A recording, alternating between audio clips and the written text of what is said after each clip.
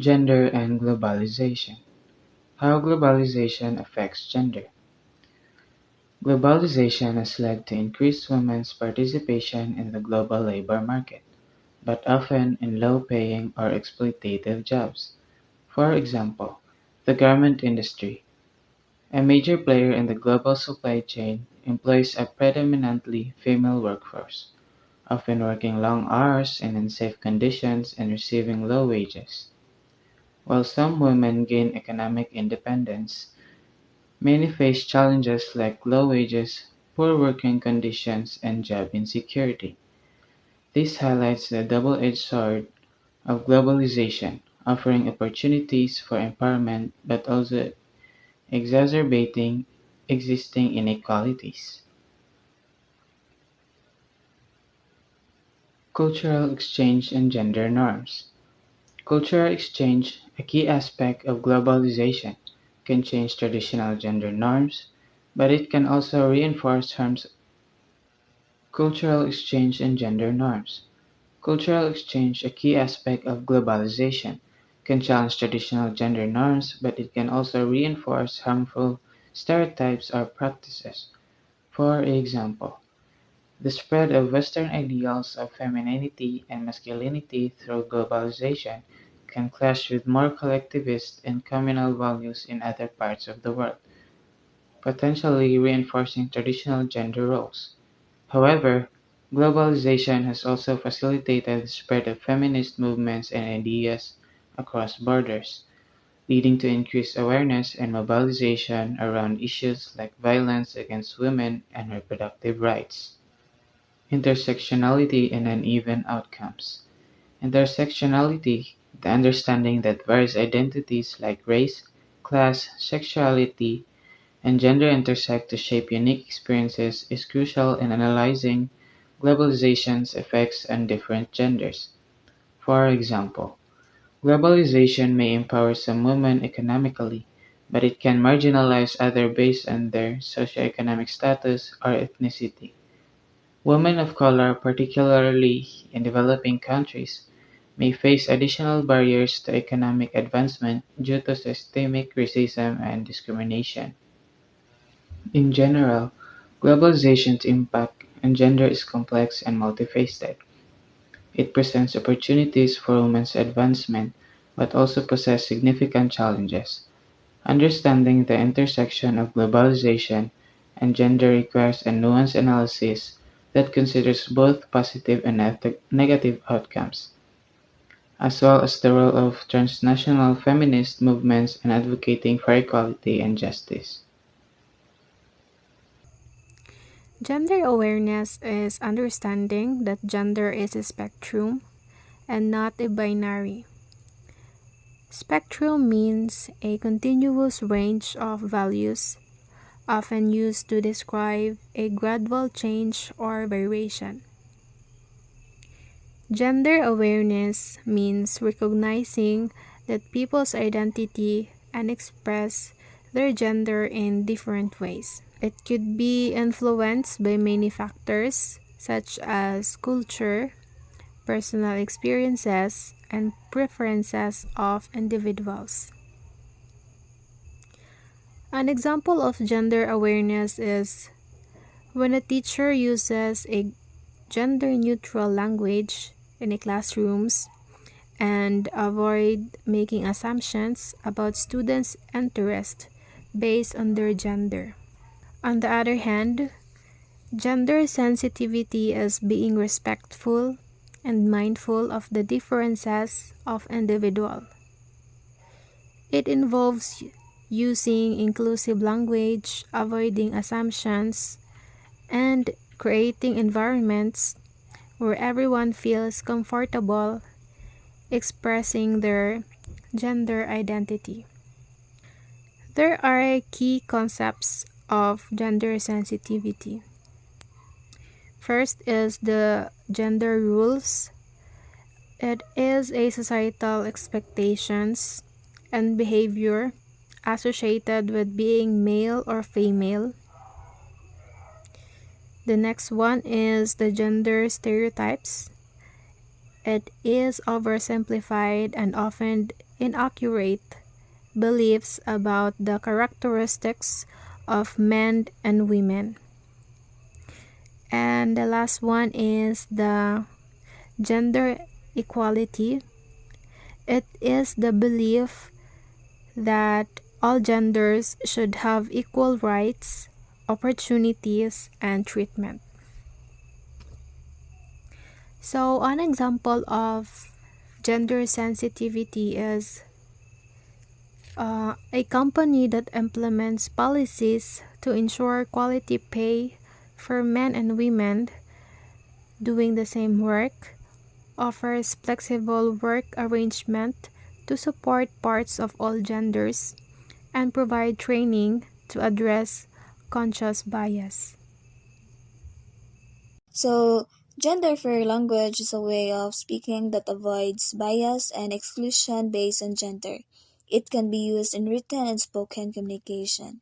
Examples of gender fair language is using terms like firefighter instead of fireman, to be inclusive of all genders in the profession, using they or their as singular pronouns instead of defaulting to he or his, using terms like chairperson instead of chairman or chairwoman to avoid assuming the gender of the person is in that role, avoiding stereotypical language that reinforce gender norms such as referring to nurses as always female or engineers as always male.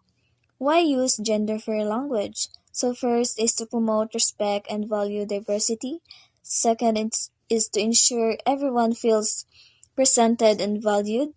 Third is to reduce gender stereotyping and discrimination. Fourth is to minimize unnecessary concerns about gender. And lastly is to allow people to focus on what they do rather than their sex. So strategies for gender fair language is first is neutralization, replace male masculine forms with gender unmarked forms. So neutralization is in language involves replacing specific gendered or masculine forms with gender neutral or unmarked forms. This process helps to achieve a more inclusive and balanced presentation of gender in communication. So for example is an original sentence is each student must bring his book to class. So ang neutralized sentence is each student must bring their book to class. So gi-change siya ang sa original is his man, so ang neutralization is ang there ang gi-change. So in this example, the gendered pronoun his is neutralized to their to make the statement more inclusive and avoid assuming the gender of the student. And second is feminization. Use feminine forms to make female reference visible. So feminization is a strategy used to provide visibility and acknowledgement to female individuals by using feminine forms in communication or language. This practice is often used to counteract gender bias and ensure inclusive representation. So for example is instead of using the generic term man to refer all humanity, the term woman can be used to create a more gender inclusive language. For example, instead of saying every man should have the right to choose, we can say every woman should have the right to choose to give visibility to women in the state. Finally, language influences behavior. For example, job ads written with masculine terms discourage women from applying, while fair alternatives attract a more diverse pool of candidates. This demonstrates how small changes in wording can lead to big societal impacts. Despite its benefits, adopting GFL isn't without challenges.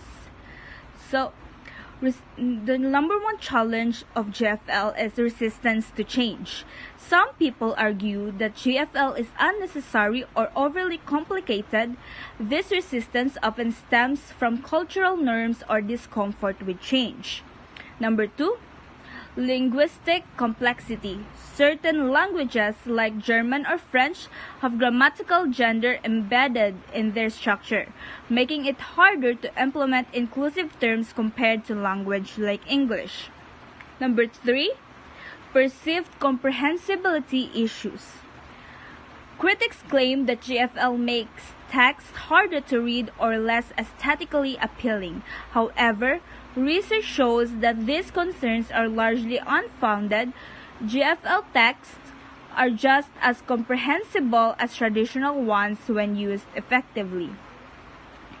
So, how to overcome these challenges? So here are some ways to overcome the challenges on GFL. Number 1, educate people about the importance of inclusive language through schools and workplace. Number 2, develop policies that encourage consistent use of JFL in official documents and media. Number 3, tailor solutions to specific languages, for instance, creating new neutral forms for languages with grammatical gender. In conclusion, starts with the words we choose. Gender-fair language is simply yet powerful tool for reducing bias and promoting equality in our daily lives. While challenges exist, education and deliberate effort can help us make this change together. Women's empowerment. Women's empowerment is the process of increasing the social, political, and economic strength of women. It's about enabling women to make choices and have control over their own lives, free from discrimination and violence. It's not merely about providing opportunities, but also about removing the systematic barriers that prevent women from accessing and fully utilizing those opportunities. It means empowerment is a multi-phase concept. It involves gaining agency, the ability to act independently and make informed decisions, and having the resources and support to do so. It's about challenging power imbalances and achieving genuine equality. Key dimensions of women's empowerment.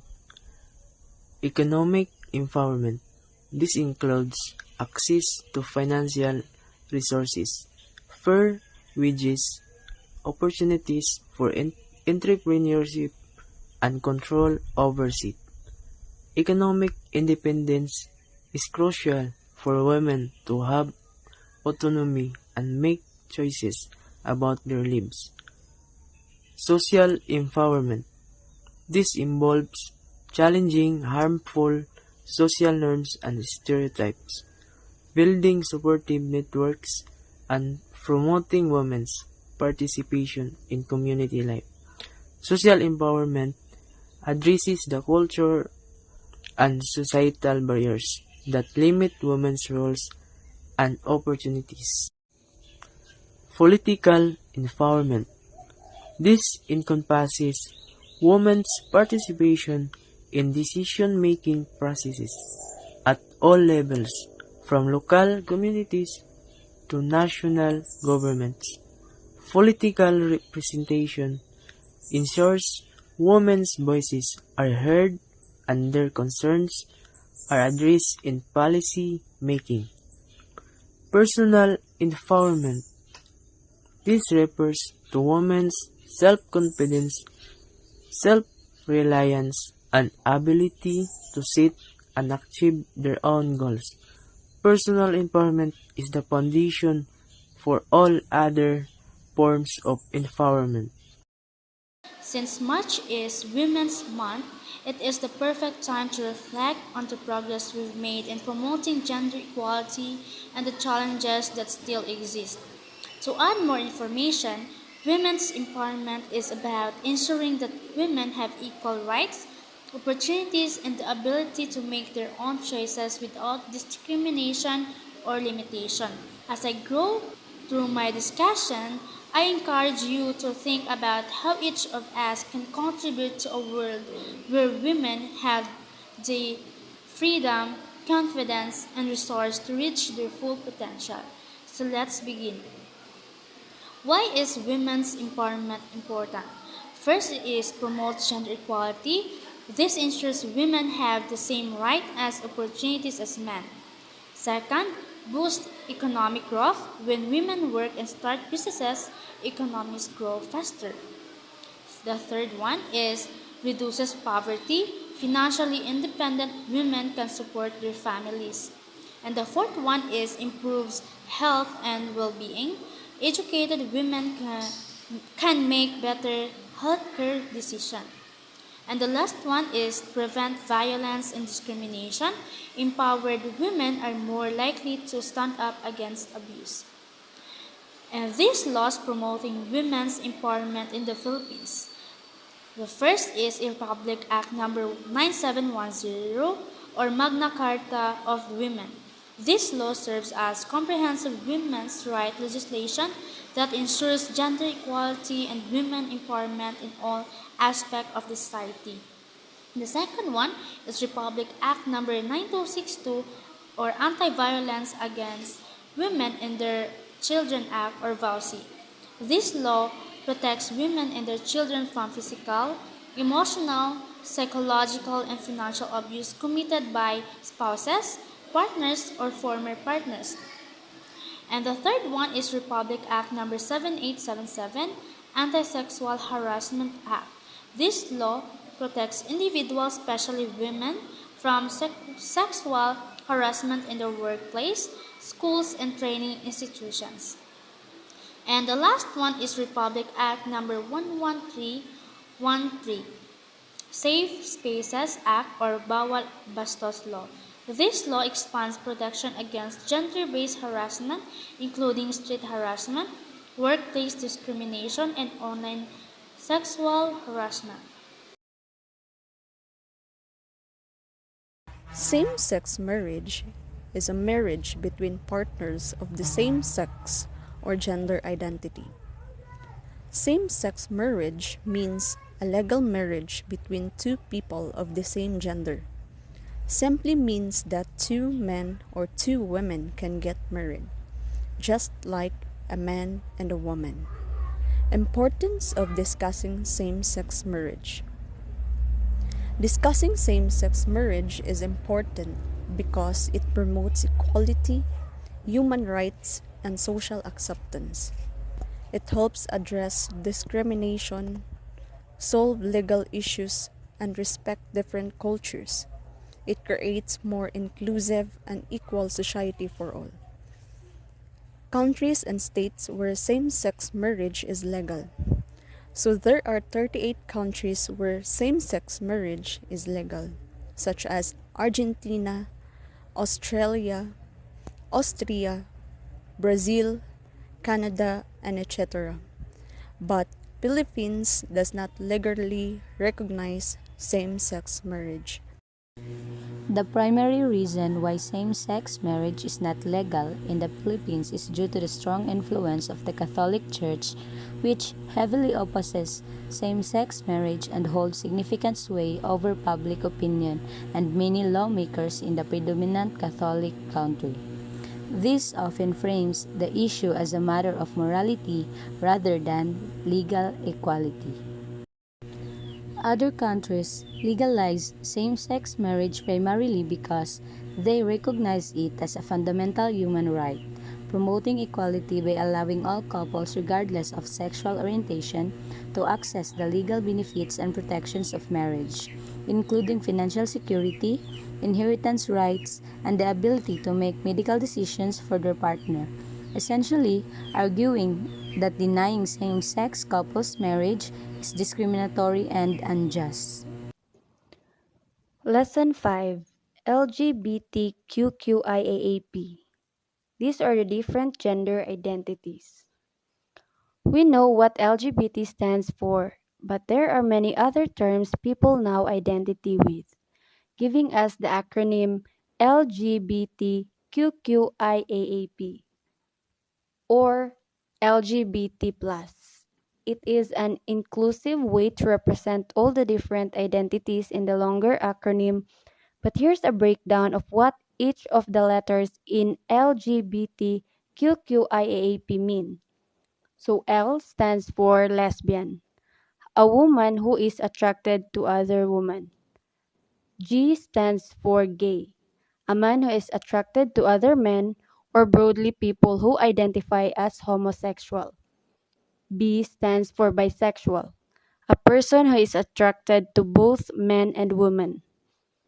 T stands for transgender, a person whose gender identity is different from the sex the doctor put down on their birth certificate. Q stands for queer, originally used as a hate term. Some people want to reclaim the word, while others find it offensive. It can be a political statement, suggest that someone doesn't want to identify with binaries, or that they don't want to label themselves only by their sexual activity. Q stands for questioning, a person who is still exploring their sexuality or gender identity. I stands for intersex, a person whose body is not definitely male or female.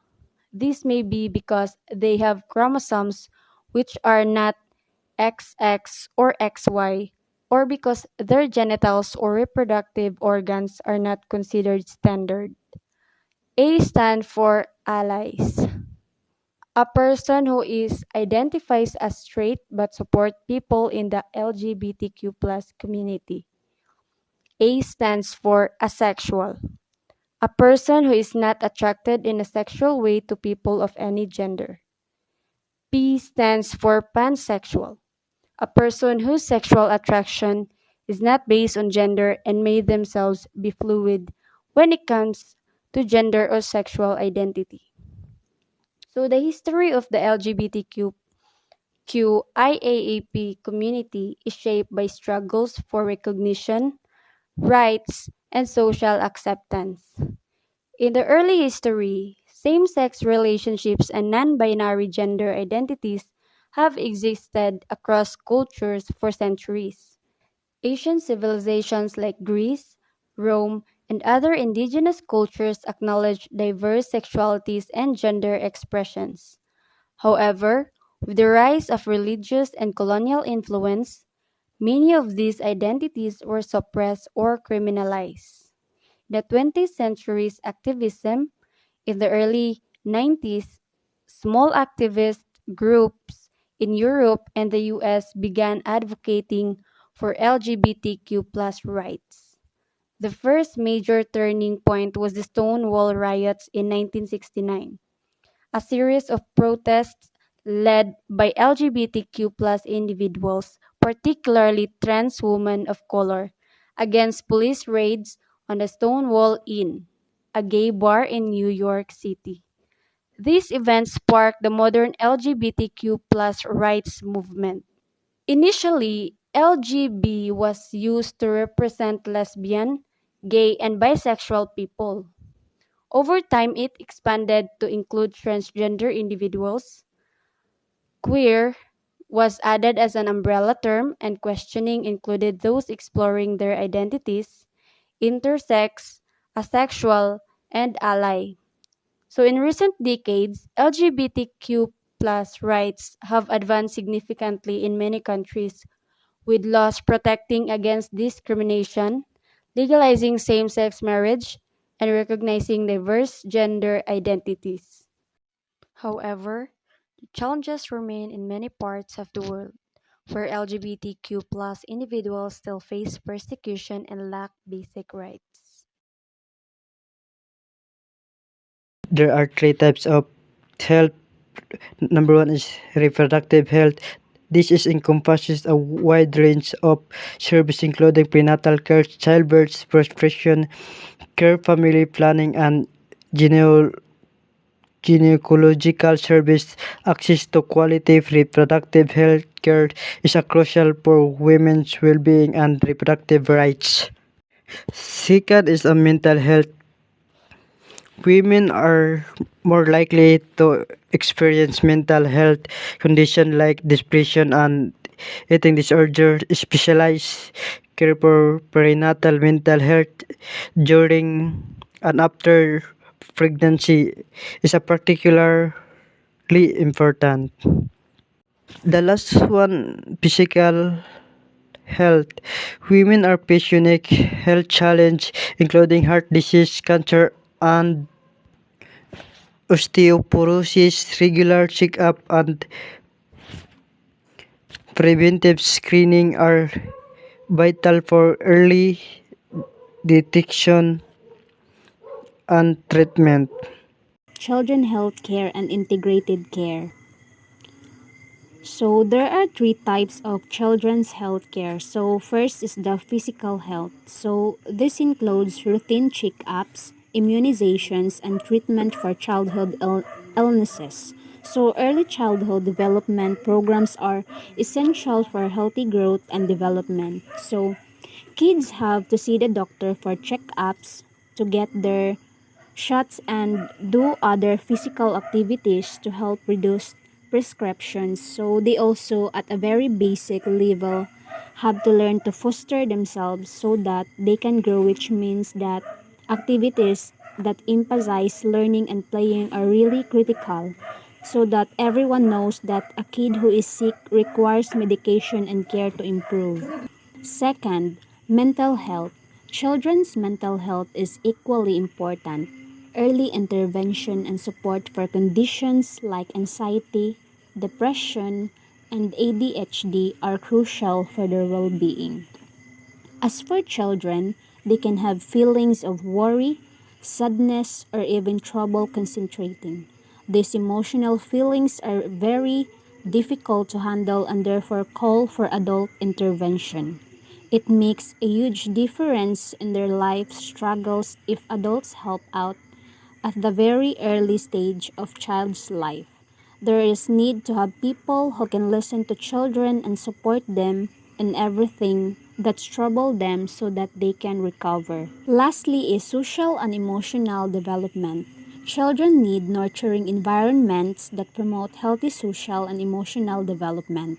This includes strong family relationships, supportive communities, and access to quality educations.